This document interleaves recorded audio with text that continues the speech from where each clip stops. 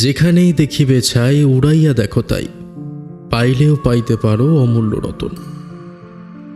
এই প্রচলিত কথাটা প্রায়ই লোকের মুখে শোনা যায়, কিন্তু মাঝে মাঝে এসব সাধারণ কথার মধ্যেও কিছু অসাধারণত্ব লুকিয়ে থাকে।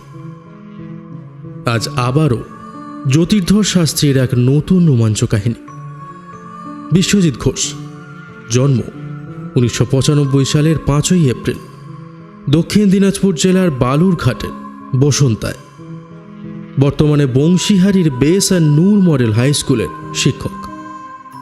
শিক্ষকতার পাশাপাশি একজন শখের লেখকও তিনি। আজ আপনাদের জন্য তারই লেখা প্রত্যাঙ্গিরা।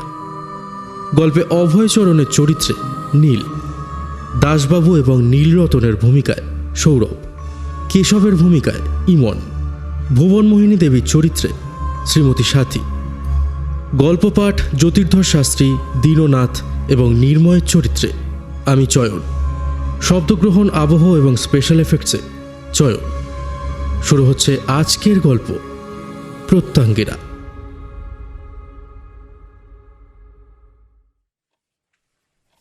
অফিসে আজ স্টাফ ভীষণ কম। বিয়ের মরশুম, ছুটি নিয়েছে অনেকেই।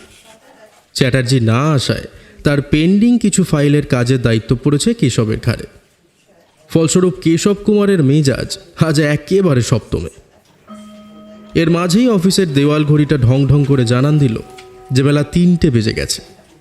ঘড়ির আওয়াজ কানে যেতেই কেশব একটা দীর্ঘ নিঃশ্বাস ছেড়ে বলল,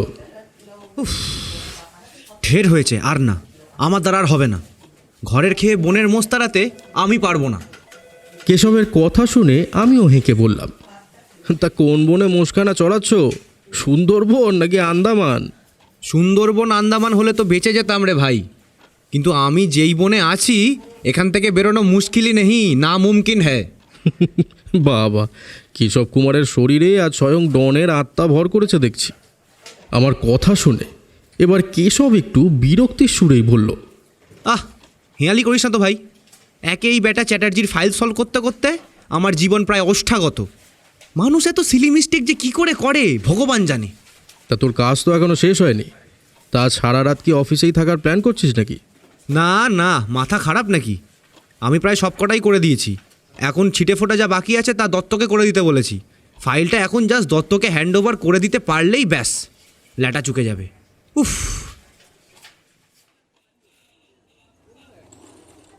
আমাদের কথোপকথন শেষ করে অফিস থেকে বেরোতে বেরোতে প্রায় 4টে বেজে গেল। কেশব পার্কিং থেকে বাইকটা বের করে সামনের ভিঞ্চিদার চায়ের দোকানের পাশে দাঁড় করিয়ে আমার উদ্দেশ্যে বলল, চল ভিঞ্চিদার হাতের স্পেশাল চাটা মেরেই যাই। ভিঞ্চিদা, 2টো লাল কড়া করে, আর চিনিটা একটু কম দিও। মাটির ভাঁড়ে ধোঁয়া ওঠা গরম চায়ে চুমুক দিতে দিতে আকাশের দিকে তাকিয়ে আমি বললাম, একই যা জাঁকিয়ে শীত পড়েছে, তার উপর আজকের আবহাওয়াটা কেমন মেঘলা, দেখ, হয়তো বৃষ্টি নামবে, বুঝলি? ঠিকই বলেছিস। চা শেষ করে দোকানের ঝুলন্ত লাইটারটা দিয়ে একটা সিগারেট জ্বালিয়ে বললাম, এমন শীতের বিকেলে গরম চায়ের পর সিগারেটের সুখটান, উফ, স্বর্গীয় সুখ আর কাকে বলে।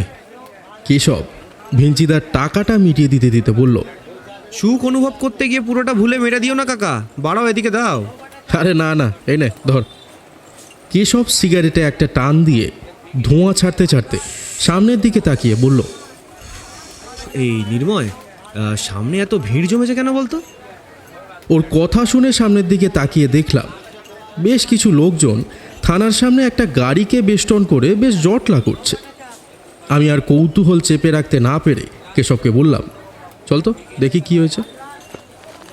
তড়িঘড়ি পা চালিয়ে গিয়ে ভিড় ঠেলে ভেতরে ঢুকে দেখলাম বেশ কিছু চিত্র সাংবাদিক মিলে একটা অতি প্রাচীন মূর্তির ছবি তুলছে। সামনে থানার মেজবাবু দীপঙ্কর দাস দাঁড়িয়ে রয়েছে। তাকে দেখতে পেয়ে জিজ্ঞেস করলাম, ও দাসবাবু, বলছি ব্যাপারটা কী বলুন তো? এত সাংবাদিক সব, আর এই মূর্তিটাই বা কোত্থেকে উদ্ধার করলেন?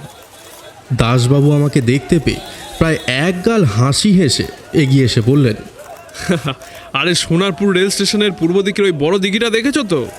আরে ওরই পারে যে জঙ্গলটা রয়েছে, সেখান থেকেই এক কাঠুরে এই মূর্তিটা পেয়েছে।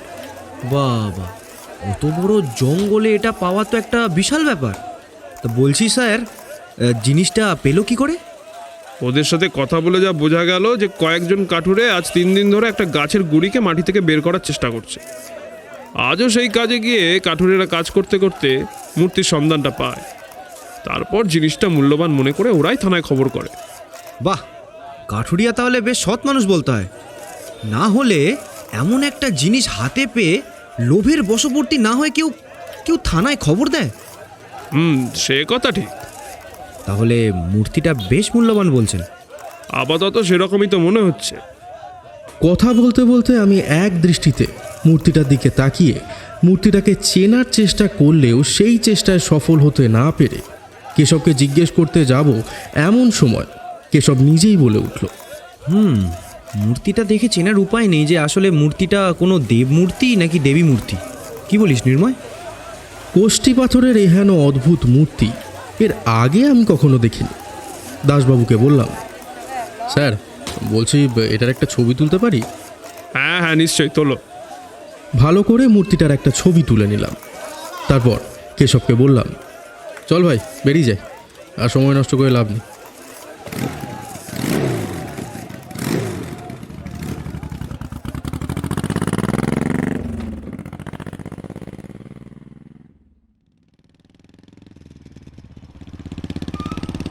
আবহাওয়াটা বেশ ঠান্ডা, সন্ধ্যা নামতেও আর বেশি দেরি নেই। মূর্তির ছবিটা যেন মাথায় গেঁথে গেছে। কেশবকে বললাম, মূর্তিটা দারুণ বল, ওটার সম্পর্কে আরও জানতে না পারা অবধি আমার মনের অস্থিরতাটা কাটবে না মনে হচ্ছে, বুঝলি? তোর মনের স্থিরতা এখন একজনই আনতে পারে। আমি ভূত ভবিষ্যৎ সম্পর্কে না জানলেও কেশবের ইঙ্গিতটা ঠিকই বুঝতে পেরেছিলাম। বেশ শান্ত গলায় ওর কানের কাছে মুখ নিয়ে গিয়ে বললাম, শাস্ত্রী মশাইয়ের কথা বলছিস? সামনেই তো বারাসাত ক্ষুদিরাম লেন, বলিস তো একটা টার্ন নিতে পারি। মূর্তিটা দেখার পর আমার মাথায় শাস্ত্রী মশাইয়ের কথা যে আসেনি তা নয়। আসলে আজ অফিসে কেশবের অনেক ধকল গেছে, তাই ওকে শাস্ত্রী মশাইয়ের কাছে যাওয়ার কথাটা বলে উঠতে পারিনি। তবে কেশব যখন নিজে থেকেই প্রস্তাবটা দিল তখন আর না করার প্রশ্নই নেই। কেশবকে বলেই ফেললাম, কেশব টানটা নিয়েই নে।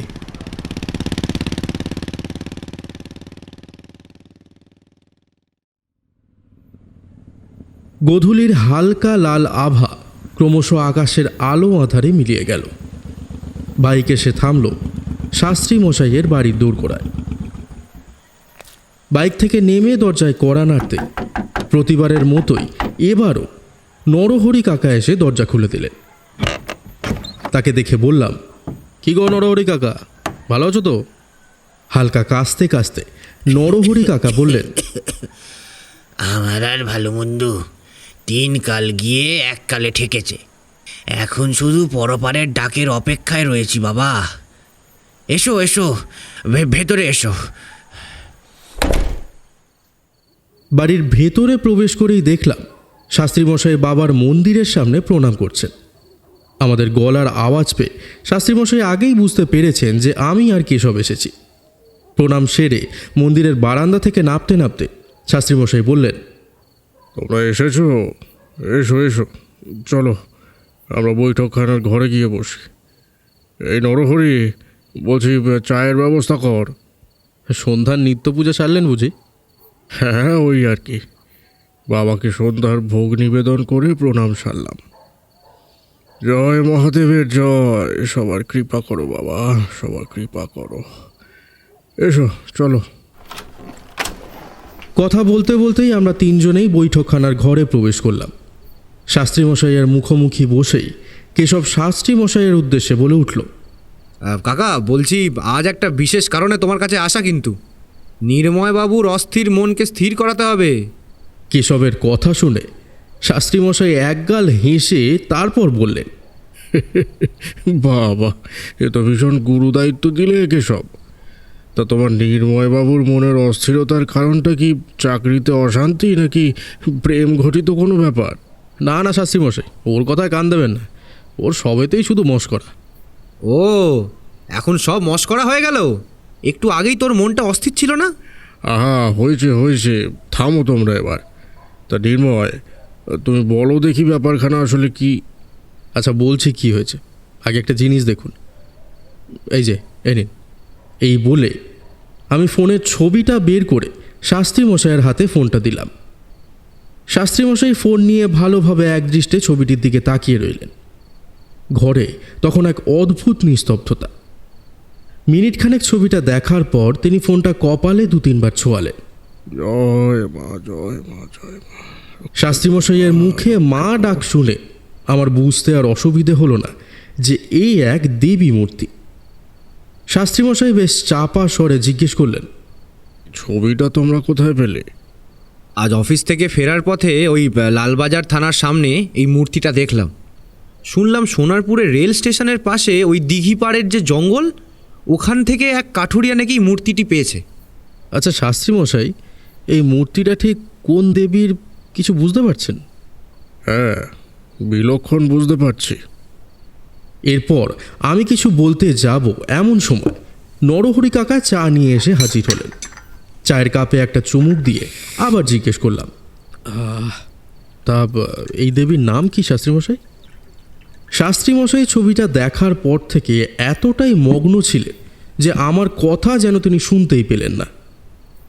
এক হাতে ফোনটা মুখের সামনে ধরে সেই দিকে এক দৃষ্টিতে তাকিয়ে থেকে 2-3 চায়ের কাপে চুমুক দিলেন।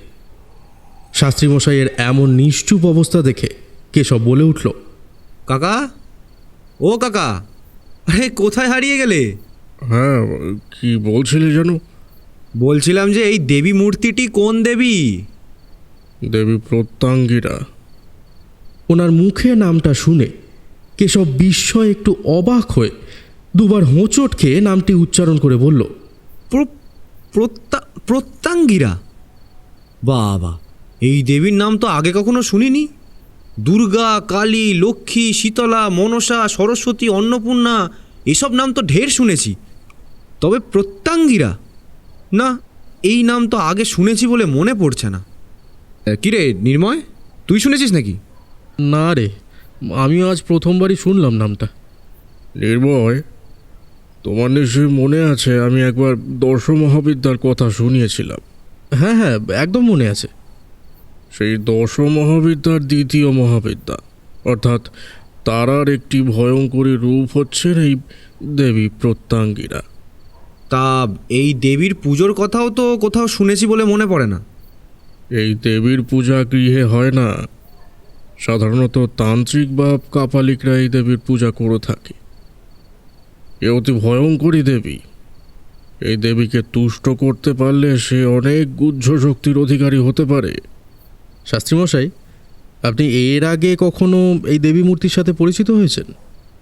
এই দেবীর বর্ণনা শুনেছিলাম প্রথম আমার জ্যাঠামশাইয়ের কাছে। তোমাদের তো আগেই বলেছিলাম উনি অনেক বড় একজন তান্ত্রিক ছিলেন। সেই সূত্রে প্রথম ওনার কাছে এই দেবীর বর্ণনা পাই। আর যদি চাক্ষুষ মূর্তি দর্শনের কথা বলো তবে। এই বলে জ্যোতির্ধর শাস্ত্রী যেন কোন এক ঘোরের মধ্যে চলে গেলেন এবং আবারও কিছুক্ষণের জন্য বৈঠকখানায় নিশ্চুপ পরিস্থিতি তৈরি হলো। তবে কেশব চুপ থাকার পাত্র নয়, তাই এই নিশ্চুপ পরিস্থিতি কাটিয়ে প্রথম কথাটা কেশবই বলল, কাকা, আরে ও কাকা, আরে আবার কোথায় হারিয়ে গেলে? ঘোর কাটিয়ে শাস্ত্রীমশাই উত্তর দিলেন, হ্যাঁ, বলো কেশব, বলো। আরে মূর্তিকে চাক্ষুষ দর্শন করার ঘটনাটা একটু বলো না, শুনি। হ্যাঁ হ্যাঁ বলুন না, শুনি সেই ঘটনার কথা। আমাদের কথা শুনে শাস্ত্রীমশাই একটু গলা ঝেড়ে তারপর বলতে শুরু করলেন, এ প্রায় বছর 35 আগের কথা। 80-র দশক চলছে তখন। কলকাতায় আসা আমার কয়েক বছর হয়েছে। আমাদের সামনের ওই চৌরাস্তার ওখানে একজন ভদ্রলোক ভাড়া থাকতেন। ছিমছাম চেহারা, কালো গরণ, চাকরি করতেন হাইকোর্টের ক্লারিক্যাল পোস্টে। নাম নীলরতন তলাপাত্র। রোজ সন্ধ্যার চায়ের থেকে ভদ্রলোক ছিলেন আমাদের নিত্য সঙ্গী। রাজনীতির কচকচানি থেকে একদম দূরে থাকতেন তিনি। ভদ্রলোক যেহেতু আমার মতোই গ্রাম থেকে উঠে এসেছিলেন, তাই নিজের চাল চলনে কখনো শহুরে আদব কায়দার রেশ লাগতে দেননি। তবে কি ওই নীলরতনবাবুর সুবাদেই আপনার সেই দেবী মূর্তির চাক্ষুষ দর্শন হয়েছিল? হ্যাঁ, আর ভেবে দেখতে গেলে ব্যাপারটা সূত্রধর সেই নীলরতন বাবুই। আমার আর জ্যোতির্ধর মশাইয়ের কেতাবি কথোপকথন কেশবের মোটেই ভালো লাগছিল না। আসলে ও যে পুরোপুরি ঘটনাটা শোনার জন্য বেশি উদ্গ্রীব হয়েছিল তা ওর কথার ধাঁচ দেখেই স্পষ্ট হলো। কাকা, একটু খোলসা করে বলো না ঘটনাটা ঠিক কী ঘটেছিল। কেশবের কথা শুনে এবার জ্যোতির্ধর শাস্ত্রী ঘটনাটির বর্ণনা শুরু করলেন। ঠিক আছে, শোনো তবে।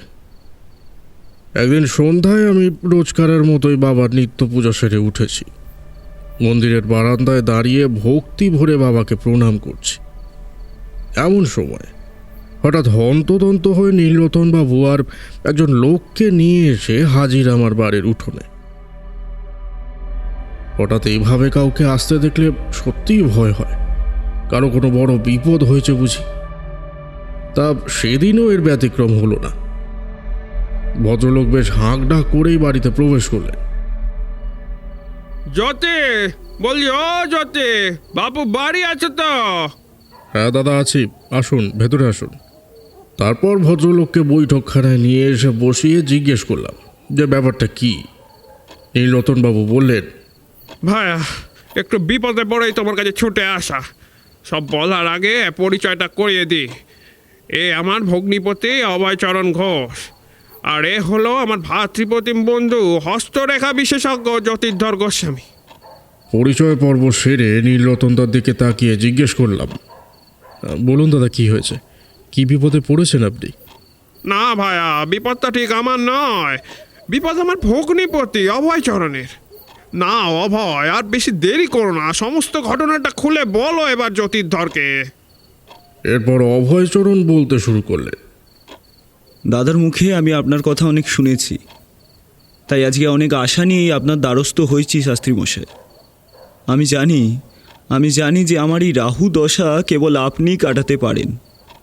দেখুন অভয়বাবু, আমি আপনার মুখে যতক্ষণ না পুরো দস্তুর আপনার বর্তমান অবস্থার বিবরণ শুনছি ততক্ষণ ঠিক বলতে পারবো না আপনার দশাটা বর্তমানে রাহু নাকি শনি মহারাজের দ্বারা নির্মিত। তাই সবটাই আগে খুলে বলুন ঠিক কী কী হয়েছে, তবেই আমার পক্ষে আপনাকে সাহায্য করা সম্ভব। আমাদের বাড়িতে মড়ক লেগেছে শাস্ত্রীমশাই। প্রথমে আমার কাকা, তারপর আমার বাবা, আর তারপর আমার ছোট ভাই, সবাই একে একে শেষ হয়ে গেল শাস্ত্রীমশাই। আপনি শান্ত হন অভয়বাবু, এভাবে ভেঙে পড়বেন না। আমাকে সবটা খুলে বলুন যে কি করে হলো এসব। আমাদের গ্রাম থেকে একটু দূরেই একটা শ্মশান আছে। সেই শ্মশানে আছে একটি প্রাচীন বাবলা গাছ। সেই বাবলা গাছেরই নিচে প্রথম আমার কাকার মৃতদেহ পড়ে থাকতে দেখা যায়। এরপর কাকার মৃত্যু শোক যেতে না যেতেই ঠিক তার 1 মাসের মাথায় আমি আমার বাবাকে হারাই, আর তাকেও পাওয়া যায় সেই বাবলা গাছের তলায়। এরপর আবার মাসখানেকের মধ্যে আমি নিজের ছোট ভাইকেও হারিয়েছি। আর আশ্চর্যের ব্যাপার কি জানেন, তার লাশটাও পাওয়া গিয়েছিল সেই বাবলা গাছেরই তলায়।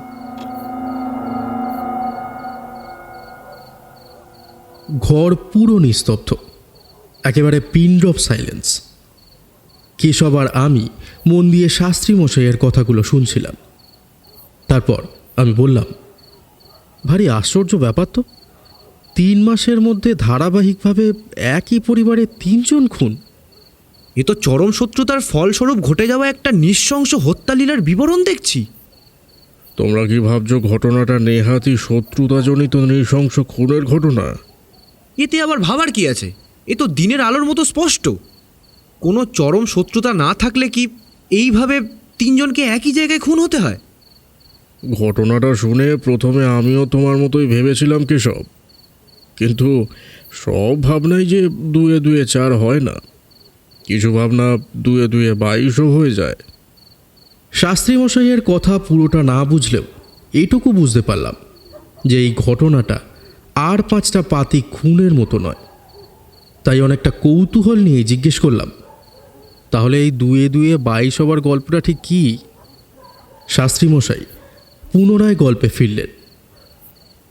অভয়চরণবাবুর মুখে ঘটনাটির বিবরণ শুনে আমি তাকে জিজ্ঞেস করলাম, আচ্ছা, স্থানীয় কারোর সাথে কোনো পুরনো শত্রুতা ছিল না তো আপনাদের?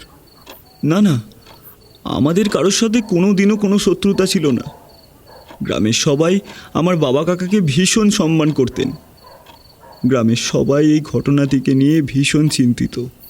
সত্যি আশ্চর্যের ব্যাপার, 3 মাসের মধ্যে 3 জনের এমন অস্বাভাবিক মৃত্যু। আচ্ছা, আপনার বাবারা মোট কয় ভাই? আমার বাবারা 2 ভাই। আমার বাবা বিষ্ণুচরণ আর কাকা কালীচরণ ঘোষ, আর আমার ছোট ভাইয়ের নাম হরিচরণ। আপনার কাকার পরিবারে কে কে আছেন? আমার কাকার পরিবার বলতে আমরাই। উনি ছিলেন অকৃতদার এবং সাধুসঙ্গও করে বেড়াতেন। অভয়বাবুর মুখে সমস্ত কথা শুনে সেগুলো মনে মনে বারংবার সাজিয়েও কোনো কিনারা করে উঠতে পারছিলাম না। নিজের কপালে হাত দিয়ে ভাবছি, এমন সময় হঠাৎ আমার কাঁধে হাত রেখে নীলরতন দা রীতিমতো কান্না মিশ্রিত গলায় বলে উঠলেন, দেখো না ভায়া, যদি কিছু করতে পারো আমার বোনের সংসারটাকে বাঁচিয়ে দাও ভায়া। ওরা প্রত্যেকেই ভীষণ বিপদে রয়েছে। এখন এখন তুমি আমাদের শেষ ভরসা। ছি ছি, এভাবে বলবেন না নীলরতন দা। বাবা মহাদেবের কৃপায় সব দুর্দশা কেটে যাবে। আমি অভয়বাবুর বাস্তু ফিটেতে যাব।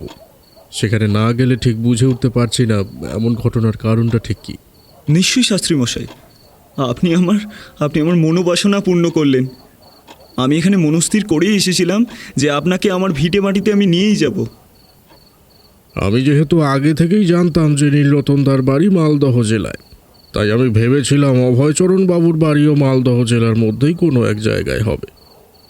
আসলে আগেকার দিনে বিয়েটা হতো আশেপাশের নিকটবর্তী গ্রামগঞ্জের মধ্যেই, কিন্তু অভয়চরণ বাবুকে জিজ্ঞেস করে জানতে পারলাম ওনার বাড়ি পশ্চিম দিনাজপুর জেলার বাংলাদেশ সীমান্ত লাগোয়া দেবীনগর গ্রামে।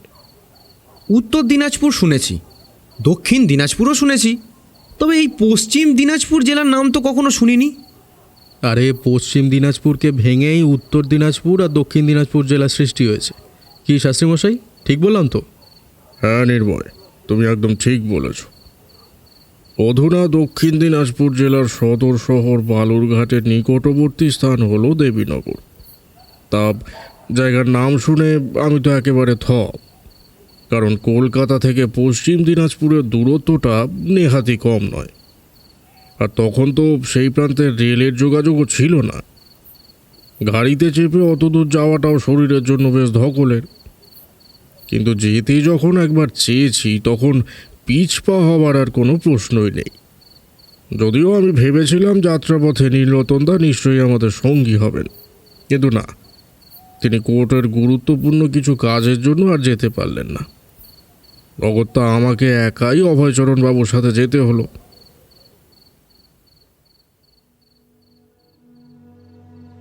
আমাদের গাড়ি ছিল পরদিন রাতের, প্রায় 14-15 ঘন্টার পথ। ঘুমিয়ে ঘুমিয়েই রাতটা কেটে গেল গাড়ির মধ্যে। সকালে যখন চোখ খুললাম তখন কেবল ফারাক্কা। তারপর মালদহ পেরিয়ে পশ্চিম দিনাজপুরের মধ্যে দিয়ে বালুরঘাটে পৌঁছতে বেলা প্রায় 11টা বাজল।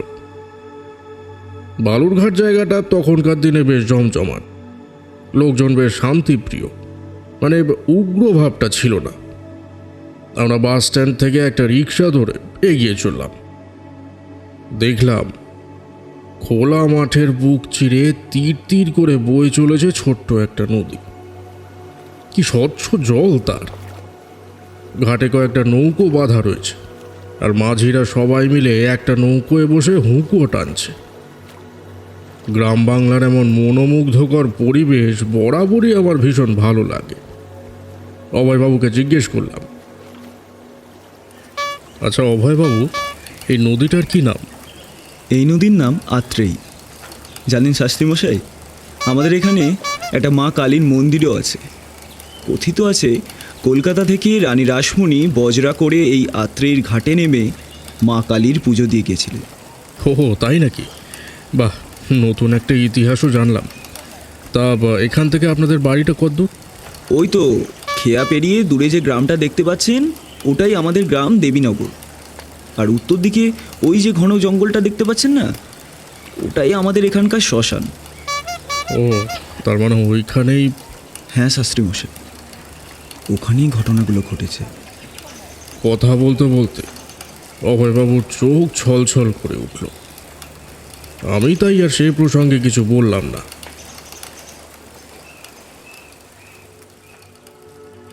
অভয়বাবুকে দেখে এক মাঝি বেশ তড়িঘড়ি করে এসে আমাদের ব্যাগপত্র নিয়ে নৌকায় তুলে দিল, তারপর আমাদের খেয়া পার করিয়ে দিল।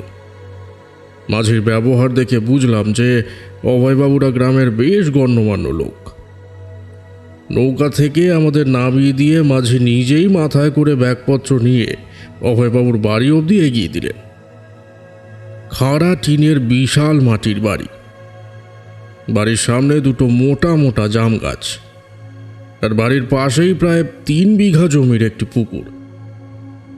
অভয়বাবুর বাড়ির লোকজন যে আমার ব্যাপারে আগে থেকেই জানতেন তা বুঝলাম তাদের অতিথি পরায়ণতা দেখে।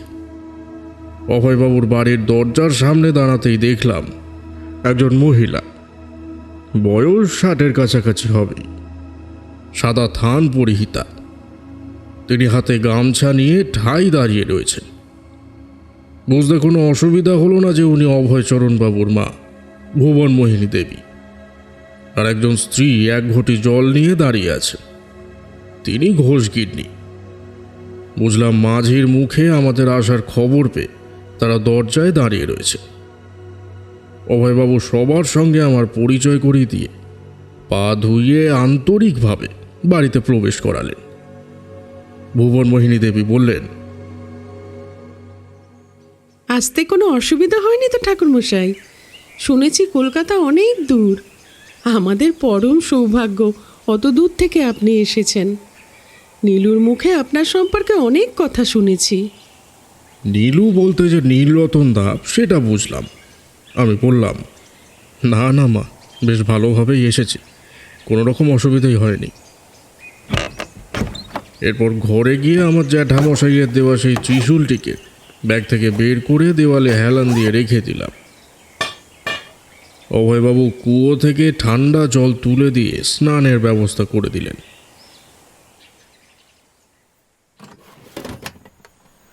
স্নান সেরে দুপুরের খাওয়া দাওয়ার পর চেয়ারে বসে রয়েছি। অভয়বাবুর মা বাটা থেকে পান সাজিয়ে দিলেন। একটা পান চিবোতে চিবোতে আমি বললাম, বলছি মা, আপনাদের এই বাড়িতে মোট কতজন থাকতেন?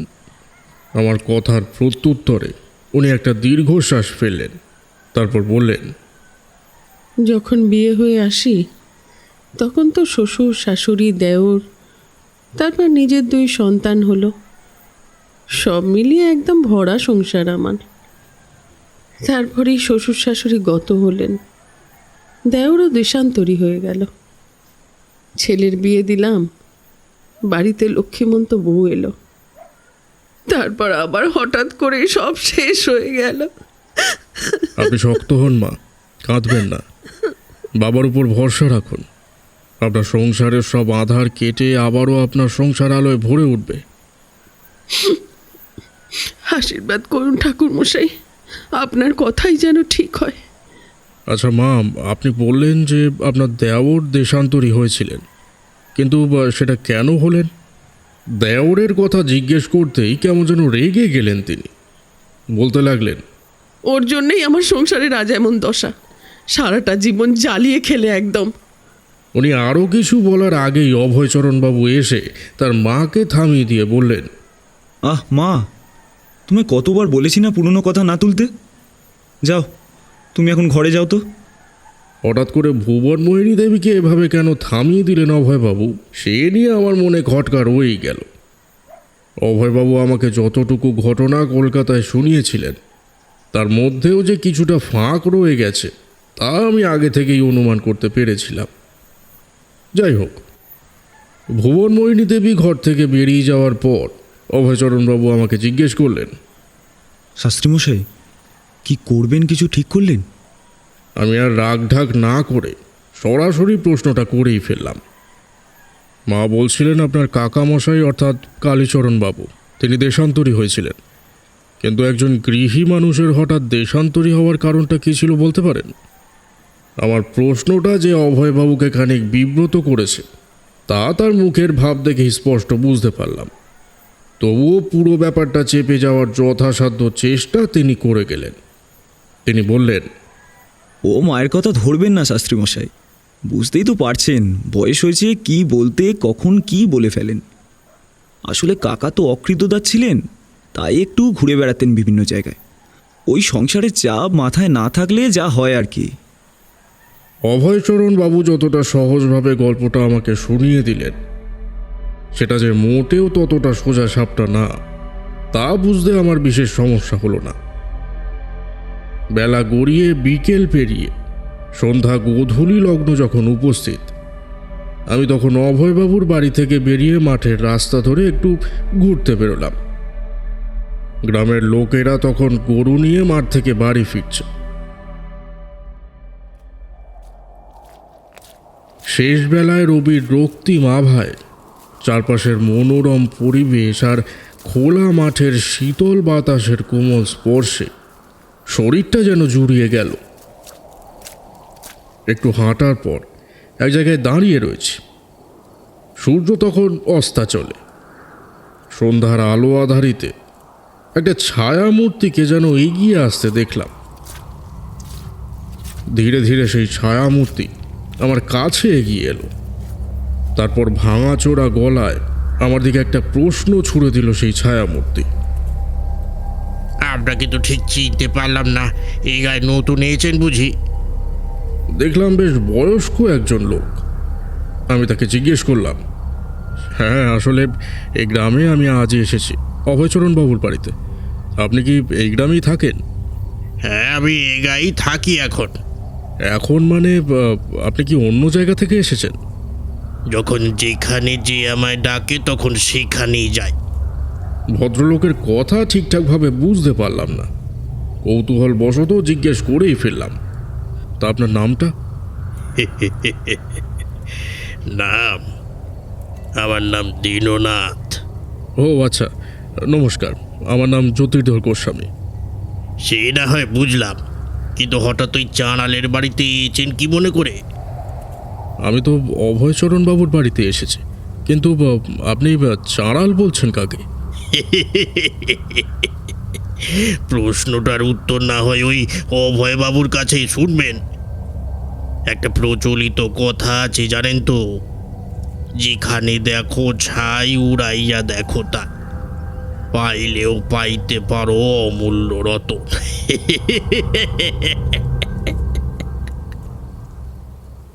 লোকটাকে আমার পাগল বলেই সন্দেহ হলো। ওর কথাবার্তা কিছুই বুঝলাম না। কোন রত্নের কথা যে ইঙ্গিত করলেন দীননাথ তাও বুঝলাম না। মনের মধ্যে অবশ্য আমার তখন অন্য একটা প্রচলিত কথা ভাসছে, পাগলে কি না বলে আর ছাগলে কি না খায়। যাই হোক, এরপর আমি আর কিছু জিজ্ঞেস করার আগেই তিনি হনহনিয়ে নদীর দিকে হেঁটে চলে গেলেন। আমিও ফিরে এলাম অভয়বাবুর বাড়িতে।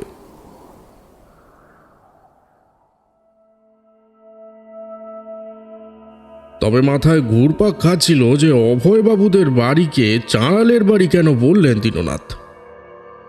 এই প্রশ্নের উত্তর কি অভয়বাবুর কাছে চাওয়াটা ঠিক হবে? এসবই চিন্তা ভাবনা করছি বসে বসে। এমন সময় অভয়বাবু দরজার বাইরে এলেন। শাস্ত্রীমশাই, আসতে পারি? হ্যাঁ হ্যাঁ, আসুন। কি ভাবছিলেন শাস্ত্রীমশাই? আচ্ছা, আপনাদের বাড়িকে মানুষজন চাঁড়ালের বাড়ি বলে কেন বলতে পারেন?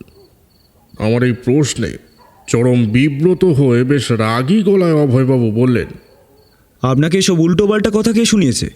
দেখুন, কে শুনিয়েছে তা বিশেষ জরুরি নয়, কথাটা ঠিক কেন শোনালো সেটাই বেশি গুরুত্বপূর্ণ। দেখুন অভয়বাবু, আপনাকে একটা কথা বলি, আপনি যদি সম্পূর্ণ কথা আমায় খুলে না বলেন তবে কিন্তু আমি কিছুই করতে পারবো না। আমার কথা শুনে বেশ কিছুক্ষণ চুপচাপ বসে থেকে তারপর একটা দীর্ঘ নিঃশ্বাস ফেলে অভয়চরণ বলতে লাগলেন, জানি না এই চাড়াল শব্দটা আর কতদিন বই বেড়াতে হবে। আমার কাকা কালীচরণ বহু বছর আগেই এক কাপালিকের পাল্লায় পড়ে দেশান্তরী হয়েছিলেন। কোথায় গিয়েছিলেন তা কখনো জানা সম্ভব হয়নি, আর কাকা ফেরার পরেও কখনো সেসব নিয়ে কিছু বলেননি। কাকা যখন গৃহত্যাগী হয়েছিলেন তখন ছিলেন একরকম, আর যখন ফিরলেন তখন কি অভয়বাবু? বলুন, থেমে গেলেন কেন? যখন তিনি ফিরে এলেন তখন কাকা নিজের সম্পূর্ণ ভোল পাল্টে ফেলেছেন। যে লোক একসময় কোচা দিয়ে ধুতি আর পাঞ্জাবি ছাড়া রাস্তায় বেরোতেন না, সেই তিনিই তখন রক্তাম্বর পরিহিত জটাধারী কালীচরণ কাপালিক। ফিরে তো এলেন, কিন্তু বাড়িতে আর ঢুকলেন না। বাড়িতে ঢুকলেন না মানে? তাহলে গেলেন কোথায়? শ্মশানে চলে গেলেন, ওখানেই থাকতেন। গায়ের মরা যখন শ্মশানে দাহ করার জন্য নিয়ে যেতে হতো, তখন কাকা সেখানে চিতার সমস্ত কাজ করতেন। বলা বাহুল্য, চণ্ডাল বা ওই ডোমের কাজ করতেন। আর সেই কারণেই গায়ের মানুষজন কানাঘুষো করে বলতো, চাড়ালের বাড়ি। আমার ঠাকুরদার এত মান সম্মান সবটাই কাকার এই সমস্ত কাজের জন্য নষ্ট হয়ে গেছে। আর এই জন্যই কাকার ব্যাপারে আমরা কাউকে কিছু বলতে চাই না। শ্মশানে উনি থাকতেন কোথায়? শ্মশানে একটা প্রাচীন বাবলা গাছ আছে, ওর ধারে একটা ঝুপড়ি মতন বানিয়ে নিয়েছিলেন। সেখানেই থাকতেন এবং পুজো আর্চাও করতেন। তা সেই শ্মশানে কি কোনো মন্দির আছে নাকি? না, তেমন কোনো মন্দির নেই ঠাকুরমশাই। কাকা নিজেই কোথা থেকে এক অদ্ভুত দেখতে মূর্তি এনে সেখানে পুজো করতেন। অদ্ভুত দেখতে? তা কীরকম অদ্ভুত সেটা আপনি দেখেছেন? হ্যাঁ, অনেকবারই দেখেছি মূর্তিটাকে, তবে কখনো বুঝতে পারিনি মূর্তিটা কোনো দেবের না কোনো দেবীর। কাকাকে জিজ্ঞেসও করেছিলাম, তবে কখনো এর কোনো উত্তরই দেননি তিনি। মূর্তিটা এখন কোথায় আছে? কাকা যেদিন রাত্রিবেলায় মারা যান, তার পরদিন সকালবেলা যখন সেখানে গেলাম, তখন দেখলাম ঝুপড়িটা সেখানে নেই। কেউ যেন তাণ্ডব চালিয়েছে সেখানে।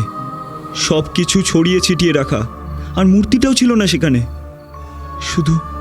শুধু কাকার নিথর দেহটা পড়েছিল ওই প্রাচীন বাবলা গাছটার সামনে। মুখে রক্তও লেগেছিল, অনেক রক্তক্ষরণ হয়েছিল। মনে হচ্ছিল যেন কেউ বুকের ওপর কেউ পা তুলে প্রাণ কেড়ে নিয়েছে তার।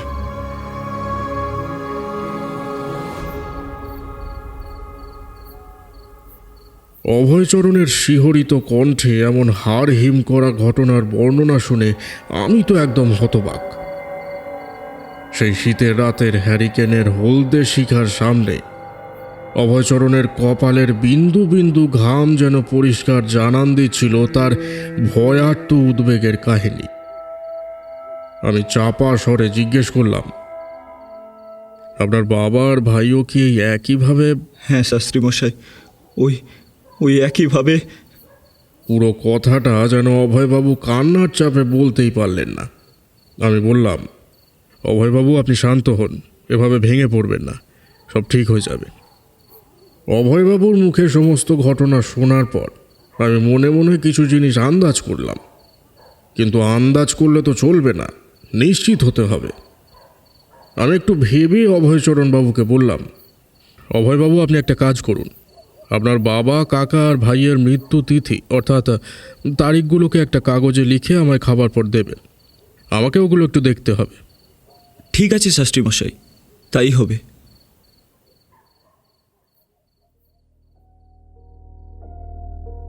একজন মানুষ হঠাৎ করে এক কাপালিকের পাল্লায় পড়ে গেল, তারপর গৃহত্যাগী হয়ে দেশান্তরী হয়ে গেল, ফিরে এলো তাও আবার কাপালিক হয়ে, অদ্ভুত মূর্তির পূজা আর্চা শুরু করলো, তারপর হঠাৎ মারা গেল, আর তার সাথে ঝুপড়ি ভেঙে গেল, মূর্তিও উধাও হয়ে গেল। না আছে কারো সাথে কোনো শত্রুতা। আবার একই পরিবারের ধারাবাহিকভাবে আরও দুজনের মৃত্যু হলো, তাও আবার একই রকমভাবে। সমস্ত ঘটনাগুলিকে বারংবার মাথায় ঘুরপাক খাইয়ে ভাবতে শুরু করলাম। অনেক 7-5 ভাবনা চিন্তা করতে করতে রাতের খাবার সেরে এসে চৌকিতে শুয়ে শুয়ে আবার ওসব চিন্তায় মগ্ন হতে যাব, এমন সময় দরজায় কড়াঘাতের শব্দ। দরজা খুলে দেখলাম অভয়বাবু সামনে উপস্থিত। শুয়ে পড়েছিলেন নাকি শাস্ত্রী মশাই? আসলে আমি বিরক্ত করতে চাইনি, আপনি ওই তিথিগুলো চাইছিলেন না, তাই আর কি। আরে না না, বিরক্ত আবার কি। তা ওগুলো এনেছেন? দিন, কাগজটা আমার হাতে দিন। অভয়চরণ বাবুর কাছ থেকে কাগজটা নিয়ে তাকে ঘরে গিয়ে নিশ্চিন্ত হয়ে ঘুমোতে বললাম। তারপর হ্যারিকেনের আলোটা একটু বাড়িয়ে দিয়ে কাগজটা মন দিয়ে দেখতে লাগলাম। প্রায় আধ ঘন্টা পর সব দিক দিয়ে ভাবনা চিন্তা করে যে ব্যাপারটা বুঝতে পারলাম, তা মোটেও ঘোষ পরিবারের জন্য সুখকর ছিল না। কথাগুলো বলতে বলতে জ্যোতির্ধর শাস্ত্রী মশাই হঠাৎ চুপ করে গেলেন। সমস্ত কথাগুলো আমি আর কেশব খুব মন দিয়ে কৌতূহলের সাথে শুনছিলাম, তাই শাস্ত্রী মশাই হুট করে চুপ করে যাওয়াতে কেশবই বলে উঠল, তা কি বুঝতে পারলে সবটা দেখে শুনে? যে কাগজটা অভয়চরণ দিয়ে গেছিলেন সেটা যখন ভালোভাবে দেখলাম তখন একটা জিনিস বেশ আশ্চর্যের লাগলো। প্রতিটা মৃত্যুই হয়েছে 30 দিন অন্তর অন্তর। আর যে ব্যাপারটা বিশেষ লক্ষণীয় সেটা হলো প্রতিটা মৃত্যুই হয়েছে পূর্ণ অমাবস্যা তিথিতে। স্ট্রেঞ্জ, প্রতিটা মৃত্যুই একই তিথিতে? আমার কথাতে কোনো ভ্রুক্ষেপ না করেই শাস্ত্রীমশাই পুনরায় গল্পে ফিরলেন।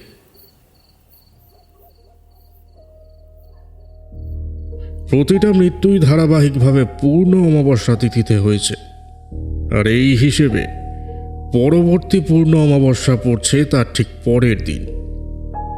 তাহলে কি শীঘ্রই ঘোষ পরিবারের ওপর আবারও কোনো দুর্যোগ নেমে আসতে চলেছে? এই অমাবস্যায় কি তবে এই ঘোষ পরিবারের কারো জীবনের শেষ দিন হতে চলেছে?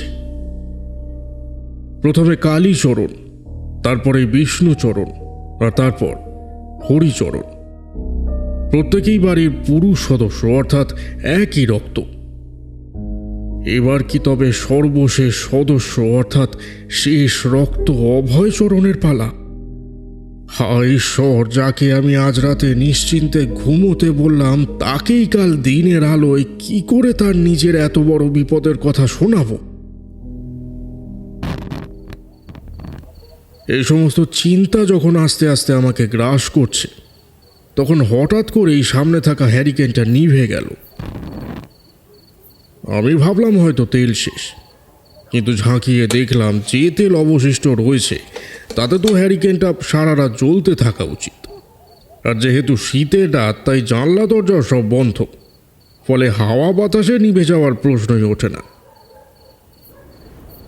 ঠিক এমন সময় হঠাৎ একটা গরম বাতাস যেন শরীর ছুঁয়ে গেল।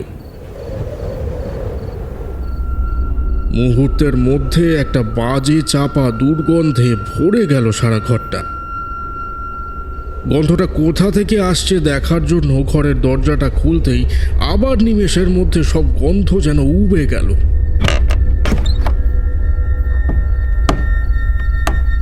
মনে হলো সব যেন মুহূর্তের মধ্যে ঠিক আগের মতো হয়ে গেল। রাত্রি অনেক গভীর হওয়াতে হারিকেনটা আর জ্বালালাম না, কিন্তু যে ঘটনাটা কয়েক মুহূর্ত আগেই ঘটে গেল তার কোনো উত্তর অনেক ভাবনা চিন্তা করেও আমার মাথায় কিছুতেই এলো না।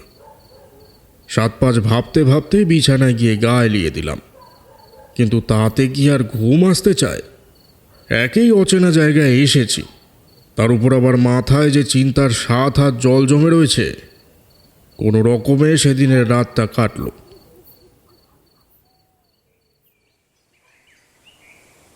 সকালে উঠে অভয়চরণবাবুর করুণ মুখখানা দেখে আমি আর তাকে কিছুই বলতে পারলাম না।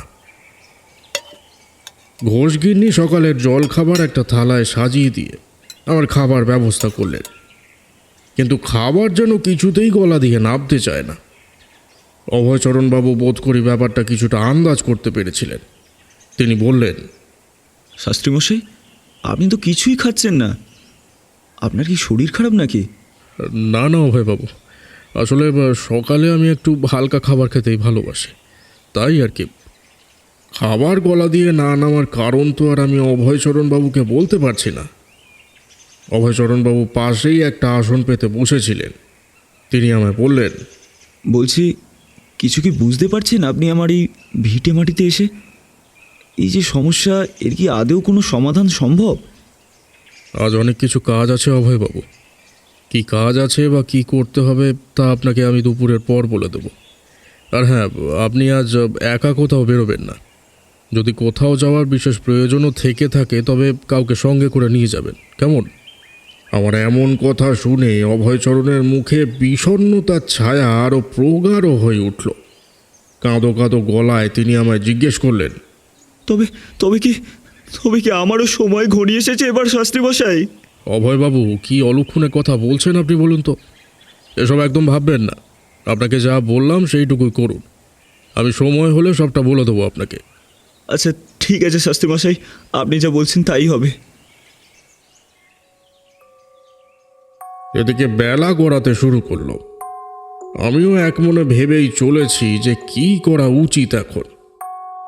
এমন সময় বিদ্যুৎ গতিতে একটা কথা যেন আমার মাথায় খেলে গেল।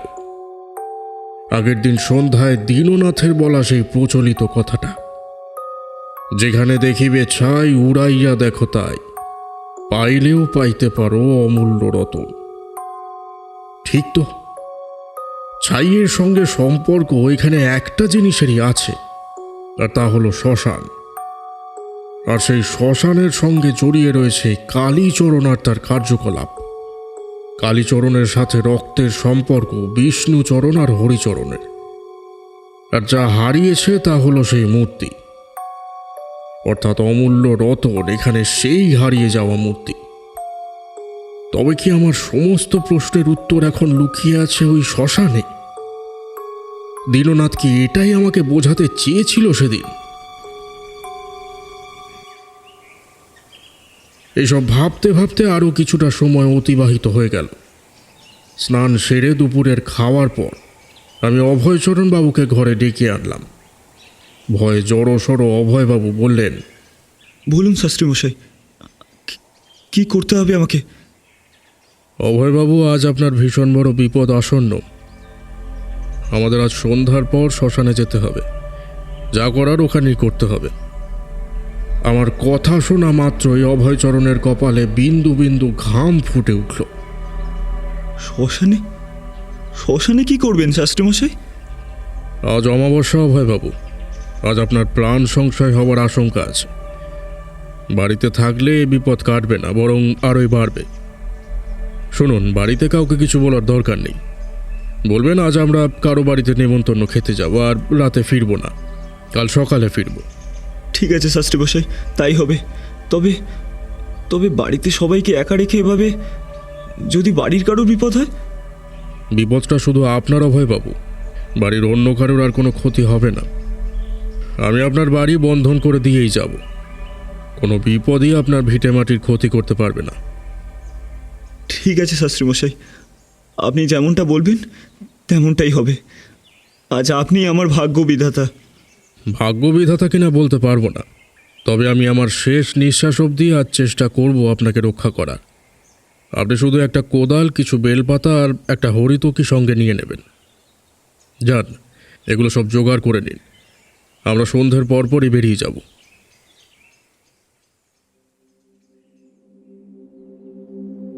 সময় যেন তীরের গতিতে পেরিয়ে গেল। রবির শেষ কিরণ গ্রাস করে নেমে এলো অমাবস্যার প্রগাঢ় অন্ধকার। আমার কথা মতো আগেই অভয়চরণ সবটা সেরে ফেলেছে। বাড়িতে বলে রেখেছে আমাদের নেমন্তন্ন বাড়ি যাওয়ার কথা। রাত্রে ফেরা সম্ভব নয় সে কথাও জানিয়ে দিয়েছে। আমরা বেরিয়ে পড়লাম ঠিক সন্ধ্যার পরপরই। আমি জ্যাঠামশাইয়ের দেওয়া ত্রিশূলটা দিয়ে অভয়চরণবাবুর বাড়ির চারপাশে একটা গণ্ডি কেটে বন্ধন করে বীজ মন্ত্র পড়ে দিলাম। তারপর অভয়চরণবাবুকে বললাম, আর কোনো ভয় নেই অভয়বাবু, কোনো বিপদ আপনার বাড়ির ত্রিসীমানা লঙ্ঘন করতে পারবে না। চলুন, এবার আমাদের গন্তব্যে বেরিয়ে পড়া যাক। তাই যেন হয় শাস্ত্রীমশাই, চলুন। দুজনেই হাতে মশাল নিয়ে বেরিয়ে পড়লাম শ্মশানের উদ্দেশ্যে। নদীর ধার দিয়ে অনেকটা পথ এগিয়ে গিয়ে তারপর শ্মশান। পাড়াগাঁয়ের শ্মশানের রূপ এমনিতেই ভীষণ ভয়ঙ্কর। জায়গায় জায়গায় ভাঙা মাটির কলসি, ছেঁড়া মাদুর, আধপোড়া চেলা কাঠ, মরা জীবজন্তুর হাড়গোড় সব মিলিয়ে সে এক দুর্ধর্ষ পরিবেশ। অমাবস্যার প্রগাঢ় অন্ধকারের বুক চিরে যখন আমরা শ্মশানে প্রবেশ করলাম, তখন শুধুই নিশাচরদের ডাক আর কনকনে ঠান্ডা বাতাসের সনসন আওয়াজ কানে ভেসে আসছে। আমি অভয়বাবুকে বললাম, অভয়বাবু, শ্মশানের সেই প্রাচীন বাবলা গাছটা কোথায়? সেখানে নিয়ে চলুন। আগে আসুন, এই দিক দিয়ে আরেকটু এগিয়ে যেতে হবে। শ্মশানের ঠিক মাঝামাঝি জায়গাতেই ওই গাছটা রয়েছে। শ্মশান অত্যন্ত পবিত্র জায়গা। শ্মশানে যেতে বা শ্মশান ক্রিয়া করতে কোনো কালেই আমার কখনো ভয় হয়নি। ঝোপঝাড়ের মধ্যে দিয়ে অবশেষে পৌঁছে গেলাম সেই বাবলা গাছের সামনে। আমি গাছটার চারপাশে ত্রিশূল দিয়ে একটা গণ্ডি কেটে দিলাম। তারপর অভয়চরণ বাবুকে বললাম, যাই হয়ে যাক না কেন, এই গণ্ডির বাইরে আপনি ভুল করেও বেরোবেন না। ঠিক আছে শাস্ত্রী মশাই, আপনি যেমনটা বলেন। আমিও গণ্ডির ভেতরে ঢুকে বাবলা গাছের কিছু শুকনো ডাল ভেঙে অভয়চরণ বাবুকে দিয়ে বললাম, এই নিন, এগুলোকে ছোট ছোট টুকরো করে রাখুন। অভয়চরণ বাবু আমার কথা মতোই কাজ করতে লাগলেন। আমি আমার কপালে দুটো আঙুল ঠেকিয়ে মনে মনে মন্ত্র পড়ে বোঝার চেষ্টা করলাম যে ওই গাছের আশেপাশে কিছু পোতা আছে কিনা। যা সন্দেহ করেছিলাম ঠিক তাই। গাছের ঠিক সামনেই মাটির নিচে একটা কিছু পোতা রয়েছে বুঝলাম। এই বিদ্যাকে বলা হয় চন্দ্র দর্শন বিদ্যা। অভয়চরণকে বললাম কোদাল দিয়ে গাছের সামনেটা খুঁড়ে ফেলতে। কোদালের প্রথম কোপ পড়তেই শুরু হয়ে গেল প্রতিক্রিয়া। একটা ঝোড়ো হাওয়া মুহূর্তের মধ্যে জায়গাটাকে গ্রাস করে নিল। আমি বেশ জোর গলায় অভয়চরণ বাবুকে বললাম, থামবেন না অভয়বাবু, খুঁড়ে যান। প্রায় আধ ঘন্টা খুঁড়তেই বেরিয়ে পড়ল সেই ভয়ঙ্করী মূর্তি। আমি মূর্তিটা হাত দিয়ে টেনে তুলতেই অভয়চরণবাবু বললেন, এই সেই মূর্তি শাস্ত্রী মশাই, আমি ঠিক চিনতে পারছি, এটাই সেই মূর্তি। আপনি কি কিছু বুঝতে পারছেন এটা কোন? চিনতেও পারছি আর সব বুঝতেও পারছি। মূর্তিটির কথা ভাবলেও গায়ে কাঁটা দেয়। নরমুণ্ডের উপর অধিষ্ঠিত অর্ধনারীশ্বর এই মূর্তির মাথায় রয়েছে আগুন, আর তাকে বেষ্টন করে রয়েছে নাগ দেবতা। এমন ভয়ঙ্কর রূপ আর কোনো দেবীরই নেই। আমি অভয়বাবুকে বললাম, এটি একটি দেবী মূর্তি। দশ মহাবিদ্যার দ্বিতীয় মহাবিদ্যা, অর্থাৎ তার একটি ভয়ঙ্কর রূপ হলো এই দেবী। এর নাম দেবী প্রত্যাঙ্গিরা। এই দেবীর সাধনা করে তান্ত্রিক আর কাপালিকরা। আপনার কাকা কালীচরণ এই দেবী মূর্তিকে জাগিয়ে তাকে তুষ্ট না করেই মাটিতে পুঁতে দেওয়াতেই তার প্রাণহানি হয়েছে। আর তার জন্যই আপনাদের বংশ আজ নির্বংশ হওয়ার দিকে ধাবিত হয়েছে। লোভের বশবর্তী হয়ে সর্বজ্ঞ হওয়ার কামনায় আপনার কাকা যে ভুল কাজটি করেছে তার মাসুল গুনতে হচ্ছে আজ আপনাদের পুরো পরিবারকে। শাস্ত্রী মশাই, এখন কি তাহলে কোনো উপায় নেই?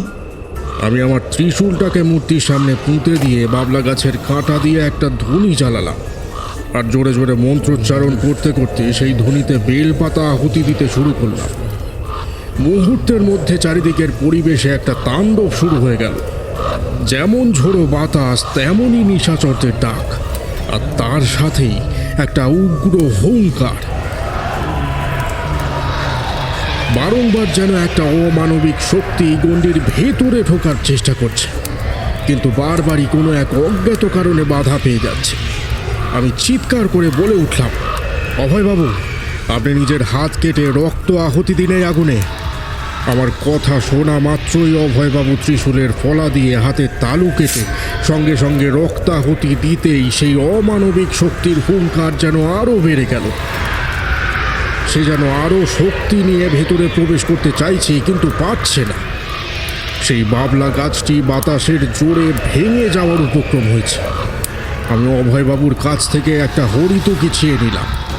তারপর বললাম, এই ত্রিশূলটি হাতে ধরে আমাকে স্পর্শ করে থাকুন। সেই হরিতকিটা হাতে নিয়ে মন্ত্রোচ্চারণ করতে করতে ধুনিতে নিক্ষেপ করতেই একটা বিকট শব্দ হলো। মনে হলো যেন কোনো এক চাপ বাঁধা বলয় ফেটে চৌচির হয়ে গেল। মুহূর্তের মধ্যে ঝড় থেমে প্রকৃতির ক্রোধ যেন মিলিয়ে গেল অমাবস্যার শান্ত আধার বক্ষে। অভয়চরণ বাবু আমার পা জড়িয়ে ধরে অঝরে কেঁদে চলেছে।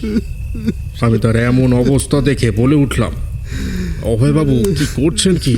উঠুন উঠুন, আপনার আপনার বিপদ কেটে গেছে। আসুন, এই মূর্তিকে আত্রীর পক্ষে বিলীন করে দিতে হবে। এরপর আমি মূর্তিটাকে অভয়বাবুর হাতে তুলে দিলাম। শ্মশান থেকে বেরিয়ে আত্রীর পাড়ে যখন এলাম, তখন অনেকটাই রাত। শ্মশান ক্রিয়া করতে করতে কখন যে এতটা সময় পেরিয়ে গেছে বুঝতেই পারিনি। অভয়বাবু নদী বক্ষে সেই প্রত্যঙ্গিরা মূর্তিকে ভাসিয়ে দিলেন। তারপর দুজনেই নদীতে স্নান সেরে বাড়ির দিকে রওনা দিলাম।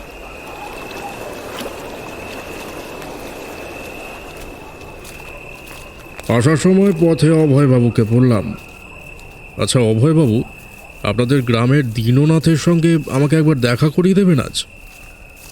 আমার এই কথা শুনে অভয়চরণবাবু একটু অবাকই হলেন।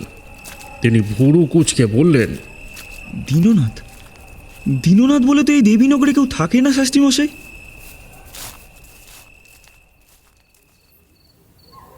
সেদিন সন্ধ্যার সেই দীননাথ যে আসলে কে ছিলেন তা আমার কাছে আজও রহস্য হয়েই রয়েছে। শাস্ত্রীমশাইয়ের গল্প শেষ হলে পর ঘড়ি জানান দিল রাত 8টা বাজছে। সত্যি, গল্পের ঘোরে থাকতে থাকতে কখন যে সময় পেরিয়ে যায় বোঝাই যায় না। এত সব ঘটনা শোনার পর কেশবের মুখে আর কোনো কথা নেই। ও যেন কোন এক ভাবনায় মগ্ন। আমি বললাম, বলছি শাস্ত্রীমশাই, এবার তাহলে আমরা উঠি, আসলে অনেকটা রাতও হয়ে গেল। এই কেশব, চল রে। এরপর আমি আর কেশব নিজেদের বাড়ির উদ্দেশ্যে রওনা হলাম।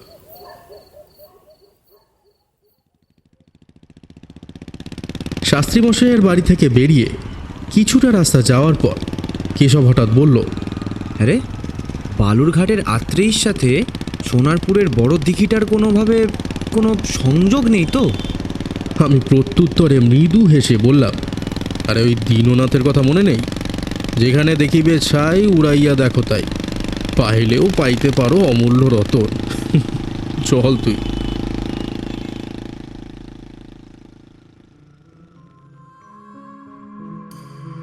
শুনছিলেন আজকের গল্প প্রত্যঙ্গিরা। গল্পটি কেমন লাগলো অবশ্যই জানান কমেন্টের মাধ্যমে। গল্পটি ভালো লেগে থাকলে তা অবশ্যই শেয়ার করবেন আপনাদের প্রিয়জনদের সাথে। আপনাদের অনুপ্রেরণা আমাদের পথ আরও সুদূর প্রসারী করবে। আগামী সপ্তাহে আরও একটি নতুন গল্প নিয়ে হাজির হব আমরা।